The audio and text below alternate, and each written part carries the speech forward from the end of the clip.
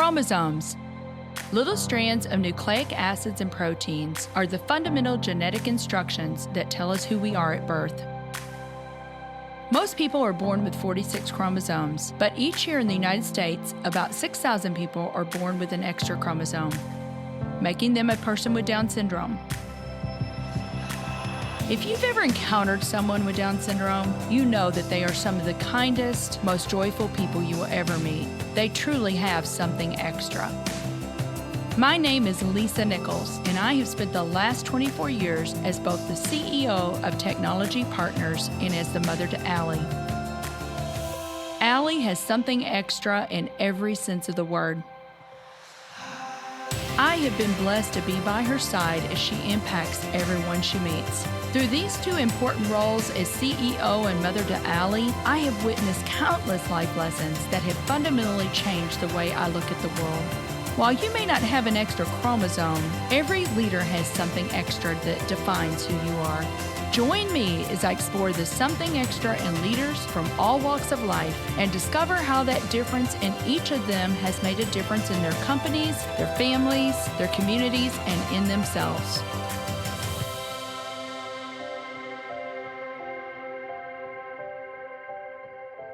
I'm very thrilled to have Denise and Yohn on the show today. Denise is an author and a keynote speaker that inspires business leaders around the world to build great brands and exceptional organizations.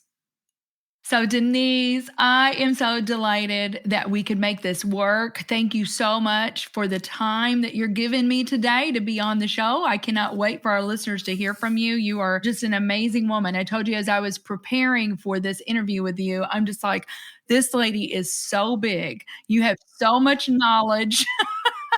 And I'm excited about our conversation. Well, I'm grateful for the opportunity. Thank you so much, Lisa. Very good. And we also have to give a shout out to Jim Bechtold, because Jim is the one that connected us. And he said, the two of you need to know each other. And we had a call, and I'm so grateful to him. So Jim is my brother-in-law. He's married to my older sister, Vivian Bechtold. And they are not only, a wonderful family, but they are wonderful people. And Jim knows you through the CEO Forum. And so I was just so pleased to have made this connection. Me too. Well, let's just dig on in here. You said that, Vivian's your older sister. So take us back. Sure. I was born and raised in St. Louis, Missouri, where you're located. I was so delighted to find out that you were there. So born and raised there, and went away to school to Chicago, and really have only been back to St. Louis for visits since then. But every time I'm back in St. Louis, I have two priorities in addition to seeing my dad. One is Ted Drew's frozen custard. And the second is toasted ravioli, which you can't get most other places. It's kind of a St. Louis phenomenon. So whenever we go back there, I make my husband, we go get toasted ravioli for dinner and then Ted Drew's for dessert. And I'm a happy woman. They are amazing. I know anytime we have people come in from out of town, we're like, we have to take you to get toasted ravioli, but also gooey butter cake. I don't know if you remember that or not, Denise, but that is kind of a St. Louis thing as well. Yes. And you grew up in Chesterfield. And I told you, when you come back to Chesterfield, Denise, you won't even recognize it. Yeah. So I went to high school in Chesterfield, and most of my friends lived out there. But, that area was kind of as far west as you would travel back when I was growing up. And this is really dating me. Now, when you go back there, like Chesterfield is just the beginning, and you can just take Highway 64, and it's beautiful out there. And I was looking at Defiance, Missouri, which is where you are, on the map. And I was like, oh, this looks like a beautiful place. So, I have to say I'm based in San Francisco, and I've lived most of my adult life in California. And so I consider California kind of my second home now. But, looking at your place, I'm like, maybe I actually could live back there sometime. Oh my goodness. We would love it. We would love it. We'll take you to some of the awesome wineries out here. So you went to Chicago. Now, what did you major in? Yeah, well, I general liberal arts background. When I went to college, I thought I either wanted to be an attorney or I wanted to go into advertising. And then I did an internship at a law firm and decided, okay, not going to be an attorney. And so kind of was leaning towards advertising. And actually it was because I was so passionate about brands. When I was growing up, Nike kind of came on the scene, and I was just fascinated by the power of the Nike brand. And that was really when you started to see brands kind of develop. And so I really wanted to understand that. So I worked as an advertising sales rep in school, worked in a bunch of different kind of marketing roles. And then after I graduated, my first job out of college was as a market research analyst for, get this, Spiegel catalogs. I don't know if you remember or you're like old enough to remember them, but Spiegel was like the Macy's or the Sears of its time, great catalog business. And really there, I learned how to understand what customers wanted and needed.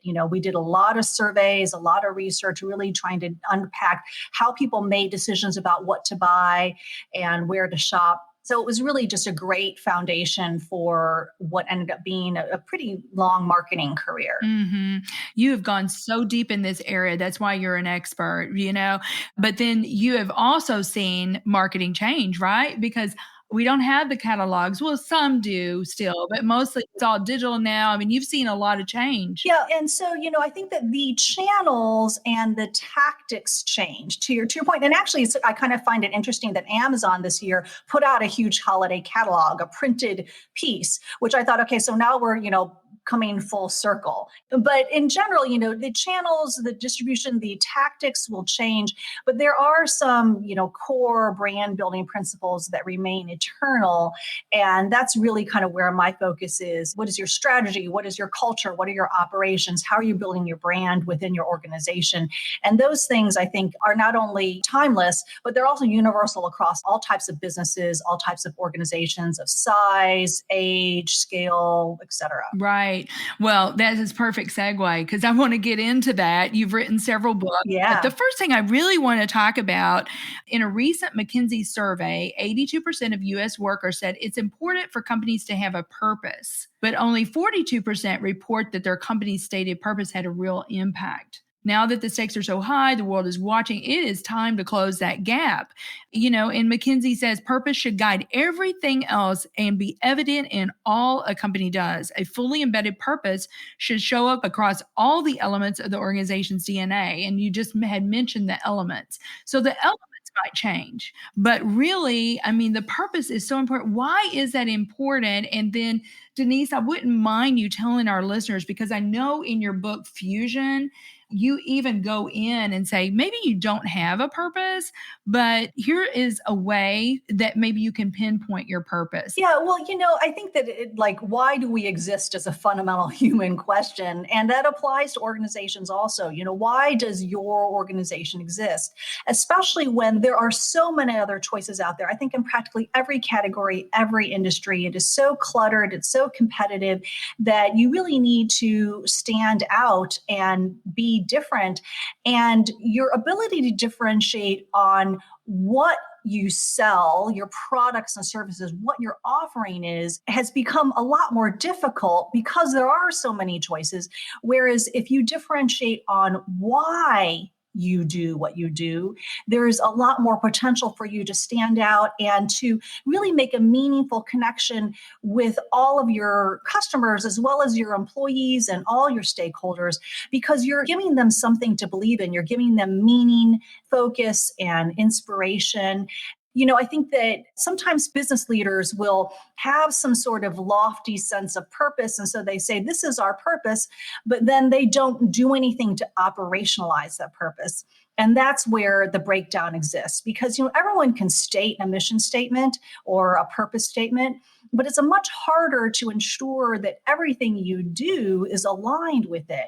And that's really the important work that needs to happen. But if you don't know what your purpose is or what it should be, there are several exercises or techniques or ways you can get at, and I'll talk about one in just a moment. But I think that in general, you have to think about, what is the impact you want to make in the world?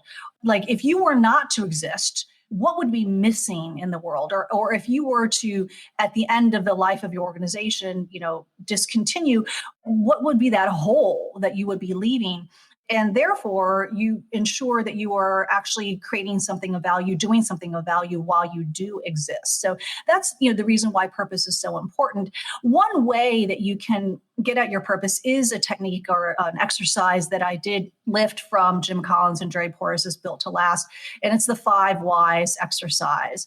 It's basically starting with a descriptive statement about your business, like, we sell technology solution or, something like that. And then you ask yourself, why is that important? And, it's often helpful if you kind of draw on a piece of paper 5 concentric circles. And on the outermost circle, you write down that descriptive statement. And then in the next circle, you write, why is that important? And then you ask yourself again, why is that important? And then why is that important? And by digging into really why is what you do so important? What is the significance? What is the impact that you really are able to make or you're trying to make? That will help clarify what your purpose can be or should be or how it should be articulated. Very good. Well, thank you so much for that. And I want to move into your book, What Great Brands Do. What this is, it says 7 principles of brand building that separates the best from the rest. And I have not read the whole book, but I've read a lot of it. And I've shared with you that I've got highlights and I've got notes in the margin. But, a couple of the things you say with great brands, the culture and the values do not play supporting roles in the business operations. Culture and values are the brand. Yeah. You talk a lot about the culture and you say principle 1 is what great brands do is they start on the inside. Yeah. I've already mentioned, Denise, the stakeholders. Obviously, you may have shareholders, which would be a stakeholder. Yes. But, you got to start with your employees. Yes. Your employees and your clients are the ones you really need to focus on, right? Yeah. So talk a little bit about principle 1, if you would. Well, let me start by saying that, the word brand or the term brand often gets kind of misunderstood. And you might think that your brand is your name or your logo or maybe your tagline or some sort of image that you're promoting. And while all of those things are elements or dimensions of your brand, I always say that your brand is what you do and how you do it. It's basically the way that you show up and the value you create for your customers. And so because of that, to your point, your culture, that needs to be woven into your culture. Your culture needs to be kind of like brand driven or brand led or brand inspired so that everything that you do as an organization actually delivers on what you stand for. What great brands do. When I talk about great brands start inside, we look at the great brands like Nike or Apple, maybe Starbucks or whatever. And a lot of people kind of look at those brands and say, oh, well, they got to be so successful because, they have really cool advertising, or maybe, good timing or, just plain luck. But really what those companies had at the beginning was a culture and a leader who was committed to cultivating a certain kind of culture that then enabled the company to grow into the great brand that it is today. Very good. Well, we have so much more that I want to talk about, Denise, but we do need to take a quick break and we'll be right back with Denise. We at Technology Partners understand the difficulty to find work that is engaging, yields high pay, and facilitates a work-life balance. Over the past 25 years, we have enhanced the IT teams of over 244 client companies and placed more than 3,000 IT professionals with them on short-term or permanent basis. Our staff includes over 300 experienced IT professionals, so if you're looking to take the next step in your career, visit jobs.technologypartners.net, apply for a job, and one of our expert recruiters will be happy to connect with you. So we've been talking a lot about culture and brand. You talk about San Polizamo and how he had to come in and completely reset IBM's stagnant culture. So this was back in the early 2000s, and Sam Palmisano came in and he discovered that the organization, they had really kind of maybe gotten stagnant and had lost sight of really what its core founding values were. And so he went through a process of really digging into what should the values of this organization be. And he engaged 400,000 employees in an exercise about articulating what the values of the organization should be, and ended up being able to turn around the company in large part because of the culture work. And, I think it's a very similar parallel to what Satya Nadella has done at Microsoft more recently. He'd been a part of the company for a long time, but ascending to the CEO role, I think gave Satya a perspective that the culture at Microsoft had become, he says, like people were a bunch of like know-it-alls, and he wanted to cultivate a culture of learn-it-all.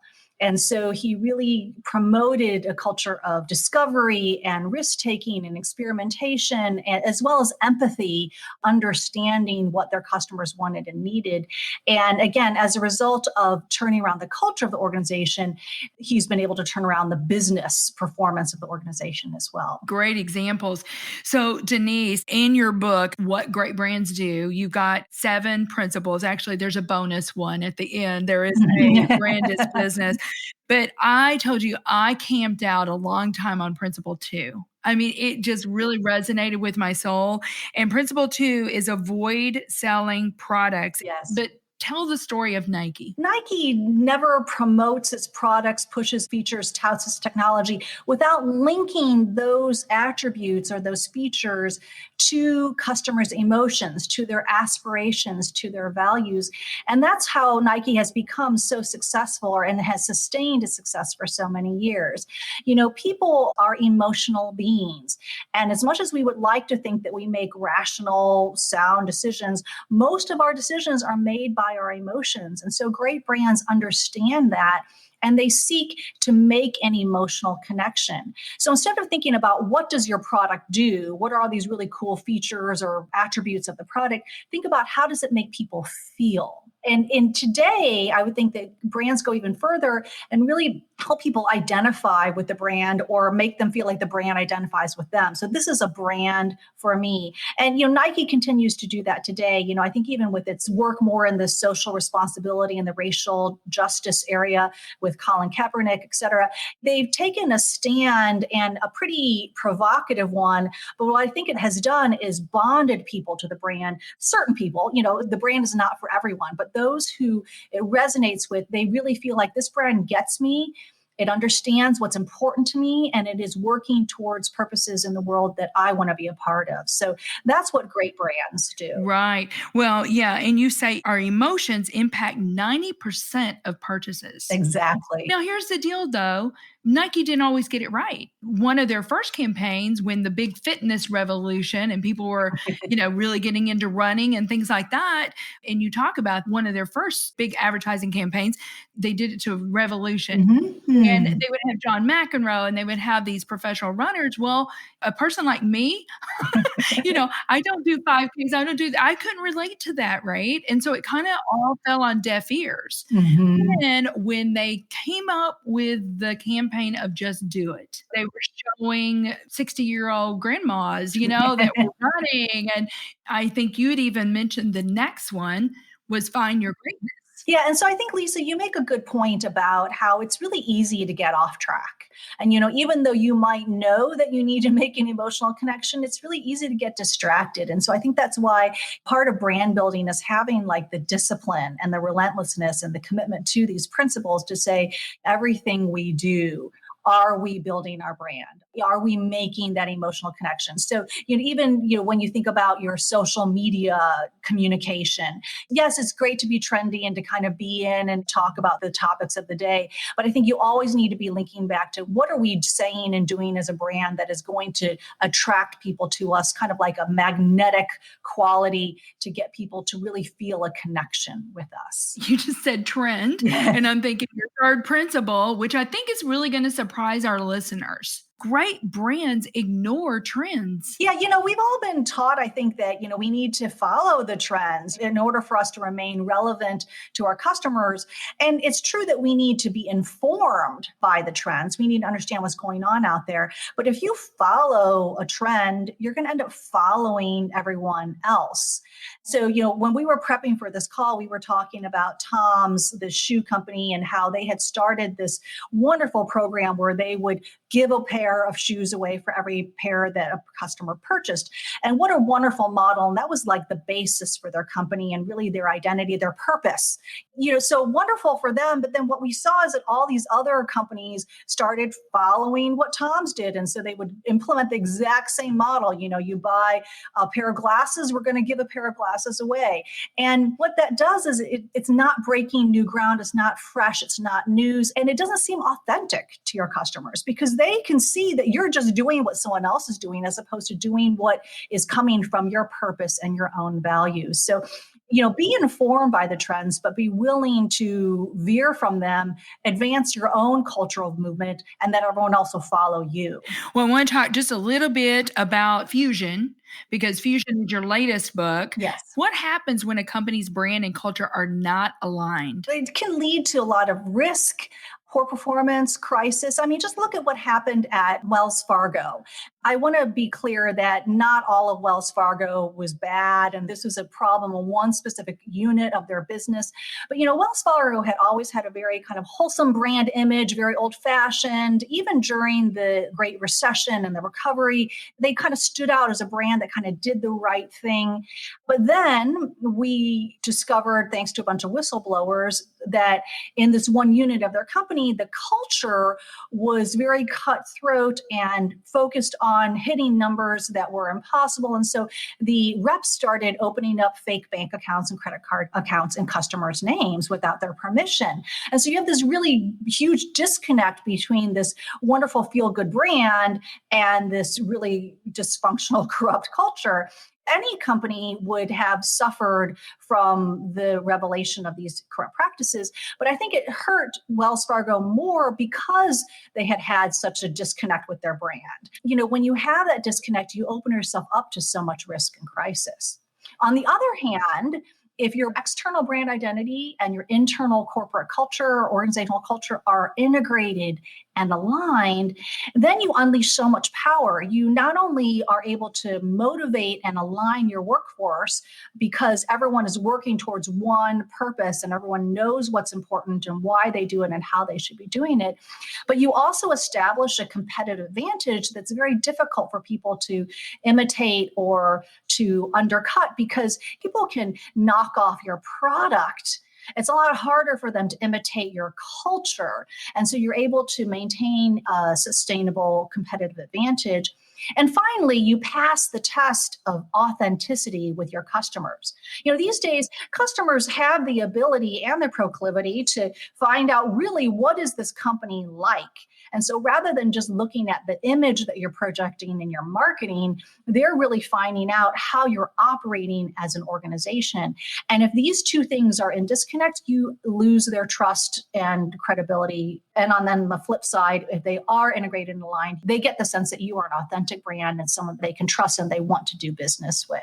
So fusion, integrating brand and culture, really does power the world's greatest companies. I love that. And we know trust is so important. Yes. For listeners out there that are running organizations or business owners that are running their own organization, it may be during this pandemic, the go-to may be to say, oh, we've got to hunker down.